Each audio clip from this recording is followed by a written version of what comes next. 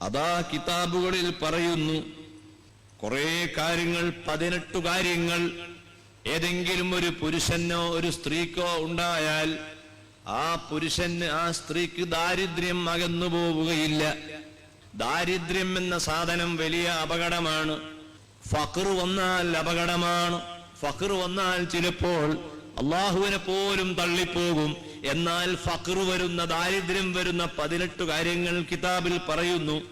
ഒന്ന്, കസറത്തുൻ നൗം, ഉറക്കത്തെ വർദ്ധിപ്പിച്ചാൽ അവൻ എത്ര മുതലാളിയായാലും ശരി അവന്റെ ദാരിദ്ര്യം തീരുകയില്ല. കിതാബുകളിൽ പറയുന്നു, മഗ്രിബ് ഇശാഇന്റെ ഇടയിൽ ഒരാൾ ഉറങ്ങിയാൽ ആ ഉറക്കം കൊണ്ട് മനുഷ്യന് ഭ്രാന്ത് വരാൻ സാധ്യതയുണ്ട്. ഉറങ്ങാൻ പറ്റാത്ത സന്ദർഭങ്ങളുണ്ട്, ഉറങ്ങാൻ പറ്റിയ സന്ദർഭങ്ങളുണ്ട്. ഉറങ്ങാൻ പറ്റിയ നല്ല സമയമാണ് ളുഹറിന് മുൻപ് അല്പം ഉറങ്ങൽ. അപ്പോൾ ഉറക്കത്തെ വർദ്ധിപ്പിച്ചാൽ ദാരിദ്ര്യം വരും. 2, അന്നൗമു ഉരിയാനാ, ശരീരത്തിൽ തീരെ വസ്ത്രമില്ലാതെ ഉറങ്ങൽ.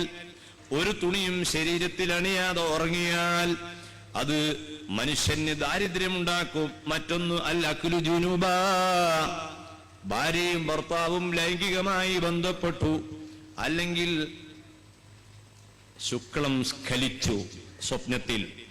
എന്നാൽ ജനാബത്താണല്ലോ, ആ ജനാബത്തുണ്ടായിട്ട് കുളിക്കാതെ ആരെങ്കിലും ഭക്ഷണം കഴിച്ചാൽ ആ മനുഷ്യന് ദാരിദ്ര്യം വന്നുകൂടുന്നതാണ്. ഏതെങ്കിലും ഒരാൾക്ക് ജനാബത്തുണ്ടായ ഉടനെ കുളിക്കൽ നിർബന്ധമില്ല. അടുത്ത നിസ്കാരത്തിന്റെ സമയത്തിന് മുൻപ് അടുത്ത നിസ്കാരം ഖളാ ആകാത്ത രൂപത്തിൽ കുളിക്കലേ നിർബന്ധമുള്ളൂ. ഒരു ദാരിദ്ര്യവും എനിക്ക് തരരുത് എന്ന ആഗ്രഹം നമ്മളെ ഖൽബിലുണ്ടാകണം. ജനാബത്തോടുകൂടി ഭക്ഷണം കഴിച്ചാൽ ദാരിദ്ര്യമാണ്.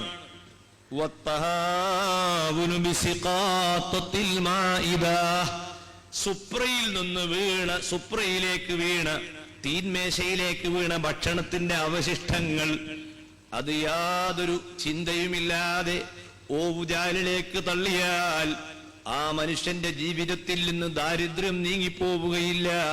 സഹോദരിമാർ മനസ്സിലാക്കണം, നിലത്തെന്തെങ്കിലും ഒന്ന് വീണാൽ അത് പെറുക്കിയെടുത്ത് തിന്നണം.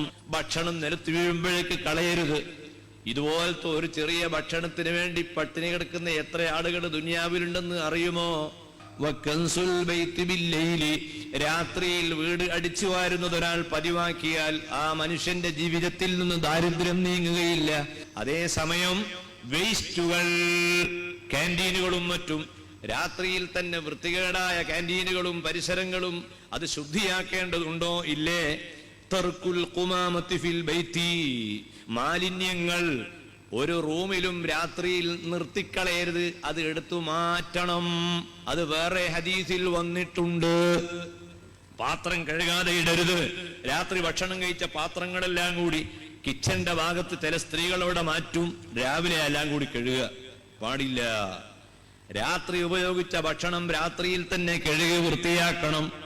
അതുപോലെ വൽ മസിയു അമാമൽ മശായിഖി, ഉസ്താദുമാരെ മുന്നിൽ അറിയാതെ നടന്നു പോകരുത്. നടക്കുമ്പോ എപ്പോഴും മുന്നിൽ ഉസ്താദാണ്, ആലിമാണ് നടക്കേണ്ടത്. ഉസ്താദുമാരുടെ മുൻപിൽ ശിഷ്യന്മാര് നടക്കരുത് എന്ന് അവരോട് കൽപ്പനയുണ്ടെങ്കിലും ഏതെങ്കിലും ഒരാൾ അങ്ങനെ നടന്നാൽ ഉസ്താദ് തടയണ്ട. കാരണം അങ്ങനെ തടഞ്ഞാൽ അത് അയാൾക്ക് ഒരു കറാഹത്ത് സമ്മാനിക്കും.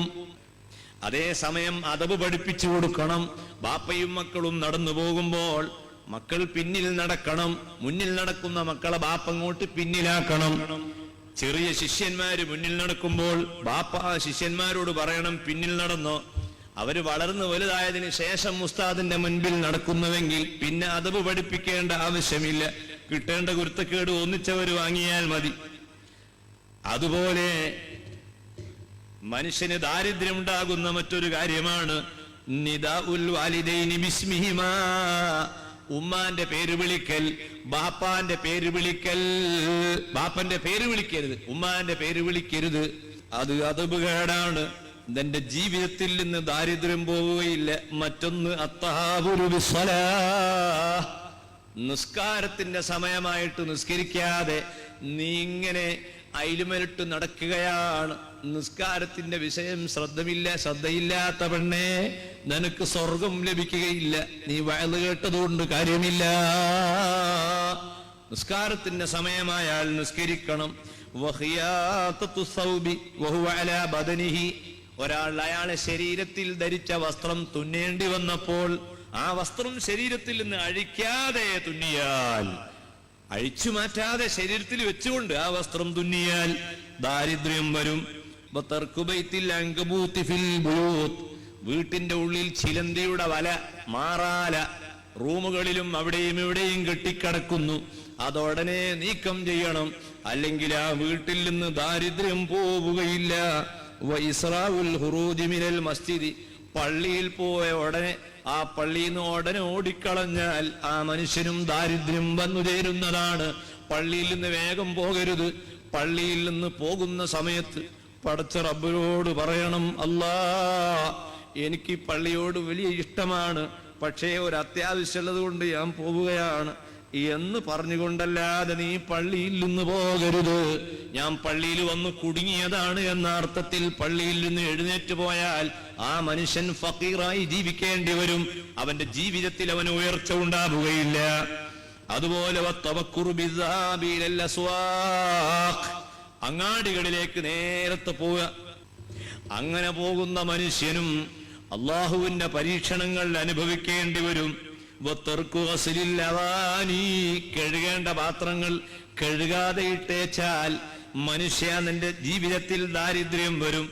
16ാമത്തെ കാര്യം ഇരുന്നു കൊണ്ട് തലപ്പാവ് അണിഞ്ഞാൽ. 17ാമത്തെ കാര്യം വൽബുഹുലു, കൊടുക്കേണ്ട സാധനം കൊടുക്കേണ്ട സമയത്ത് കൊടുക്കാതിരുന്നാൽ. 18ാമത്തെ വിഷയം ഉമ്മക്കും ബാപ്പക്കും വേണ്ടി നീ ദുആ ചെയ്യാതിരുന്നാൽ നിന്റെ ജീവിതത്തിൽ നീ എന്നും ഫഖീറായിരിക്കും. നബി സല്ലല്ലാഹു അലൈഹി വസല്ലം പറയുന്നു, മൻസാറ ഖബ്റ വാലിദൈഹി കുല്ല ജുമുഅ, എല്ലാ വെള്ളിയാഴ്ചയും ഉമ്മാന്റെ ഖബർ സിയാറത്ത് ചെയ്താൽ, ബാപ്പാന്റെ ഖബർ സിയാറത്ത് ചെയ്താൽ, ഫഖറഅ ഇൻദഹു യാസീൻ, ആ ബാപ്പന്റെ ഖബറും പുറത്തു വെച്ച് വെള്ളിയാഴ്ച യാസീൻ ഓതിയാൽ, ഉമ്മാന്റെ ഖബറും പുറത്തു വെച്ച് യാസീൻ ഓതിയാൽ, ഉഫിറ ലഹു ബിഅദദി ദാലിക, ആ യാസീനിൽ എത്ര അക്ഷരങ്ങളുണ്ടോ, ആ യാസീനിൽ എത്ര ആയത്തുണ്ടോ, ആ ആയത്തിന്റെയും അക്ഷരത്തിന്റെയും എണ്ണം കണ്ട് ദോഷങ്ങൾ പൊറുക്കപ്പെടുന്നതാണ്. ഇത് പക്ഷേ സ്ത്രീകൾക്ക് ബാധകമല്ല. സ്ത്രീകൾക്ക് ഉമ്മാന്റെയും ബാപ്പന്റെയും ഖബർ സിയാറത്ത് സുന്നത്തില്ല. സ്ത്രീകൾക്ക് ഔലിയാക്കളെ ഖബർ സിയാറത്ത് സുന്നത്താണ്, അമ്പിയാക്കളെ ഖബർ സിയാറത്ത് സുന്നത്താണ്. ഉമ്മാന്റെയും ബാപ്പാന്റെയും ഖബർ സിയാറത്ത് സ്ത്രീകൾക്ക് സുന്നത്ത് ഇല്ല. അതുകൊണ്ട് സ്ത്രീകൾ എന്ത് ചെയ്താൽ മതി, മരിച്ചുപോയ ബാപ്പക്ക് വേണ്ടി ഉമ്മക്ക് വേണ്ടി അവരെ വീടുകളിൽ വെച്ച് യാസീനോദിയാൽ മതി, യാസീനോദി ഹദിയ ചെയ്താൽ മതി. നമ്മൾ ഗൾഫിലുള്ള സമയം ആ ഉമ്മ മരിക്കുകയാണ്, അല്ലേ ബാപ്പ മരിക്കുകയാണ്, ഒരു മുറുക്ക് വെള്ളം എന്റെ കൈകൊണ്ട് കൊടുക്കാൻ കഴിഞ്ഞില്ലല്ലോ, ആ ഉമ്മാന്റെ പൊരുത്തം എനിക്ക് വാങ്ങാൻ കഴിഞ്ഞില്ലല്ലോ എന്ന് ആലോചിക്കുന്ന മനുഷ്യനെ പറ്റി കിതാബുകളിൽ പറയുന്നു. നീ ബേജാറാവണ്ട, ഒരു കാര്യം ചെയ്താൽ മതി, ആ ബാപ്പയുടെ ആ ഉമ്മയുടെ ഖബർ നീ പോയി സിയാറത്ത് ചെയ്യണം. എന്നിട്ട് നീ അവിടെ പോയിട്ട് ഇങ്ങനെ ഫാത്തിഹ ഓതണം. കുറെ ഫാത്തിഹ ഓതി, കുറെ യാസീനോദി. അവസാനം എന്റെ മനസ്സിനൊരു സമാധാനം കിട്ടി, ഞാൻ എന്റെ ബാപ്പക്ക് ഒരുപാട് ഖുർആൻ ഓതിയിട്ടുണ്ടല്ലോ, എന്റെ ഉമ്മക്ക് ധാരാളം ഖുർആൻ ഓതിയിട്ടുണ്ടല്ലോ. ആ നിനക്കൊരാൾ ഖുർആൻ ഓതിയാൽ ദുആ ചെയ്താൽ ഫയക്തുബു മിനൽ ബാറീൻ, മാതാപിതാക്കൾക്ക് ഗുണം ചെയ്തവരുടെ കൂട്ടത്തിൽ ആ മനുഷ്യനെ എണ്ണുന്നതാണ്. ബഹുമാനപ്പെട്ട സുയൂത്തി ഇമാം കുറച്ചുകൂടി ഗൗരവത്തോടുകൂടി പറഞ്ഞു. ജലാലു സുയൂത്തി റഹിമഹുല്ല പറയുകയാണ്, ഓ സഹോദര, ഒരു കാര്യം കൂടി നീ ആലോചിക്കണം. നിന്നെ പോറ്റി വളർത്തിയ ഉമ്മയാണ്, നിന്നെ പോറ്റിയ ബാപ്പയാണ്.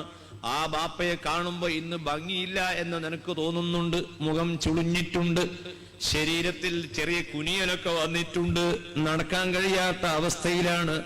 ആ ടയറിന്റെ ചെരുപ്പൂട്ട് വാപ്പങ്ങനെ നടക്കുമ്പോ നീ നല്ല പത്രാസിലാണ്, ഫോമിലാണ്. എന്തൊരു സ്നേഹത്തോടു കൂടിയാണ് നിന്നെ വളർത്തിയത്. ആ വളർത്തിയ പ്രിയപ്പെട്ട ബാപ്പയെയും ഉമ്മയെയും നീ വെറുപ്പിച്ചാൽ ഇമാം സുയൂത്തി പറയുന്നു, നിന്റെ അവസാനം സൂഉൽ ഖാത്തിമയാണ് വരാൻ പോകുന്നത്. നിന്റെ മരണം ഒരു കക്കൂസിൽ വെച്ച് മരണം സംഭവിക്കാൻ പോകുന്നു. അല്ലാഹു കാക്കട്ടെ. സൂഉൽ ഖാത്തിമ, കലിമതല്ലാത്ത മരണം, കലിമതല്ലാത്ത മരണം നിനക്ക് വരാൻ പോകുന്നു. ഇമാം സുയൂത്തി പറയുന്നു, 4 കാരണങ്ങൾ ഉണ്ടായാൽ അവസാനം ചീത്തയായി പോകും.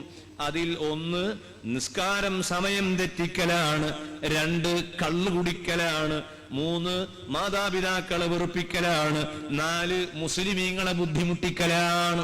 ഈ 4 കാരണങ്ങൾ ഉണ്ടായാൽ ഇമാം സുയൂത്തി റഹ്മത്തുള്ളാഹി അലൈഹി പറയുന്നു അവസാനം ചീത്തയായി പോകും.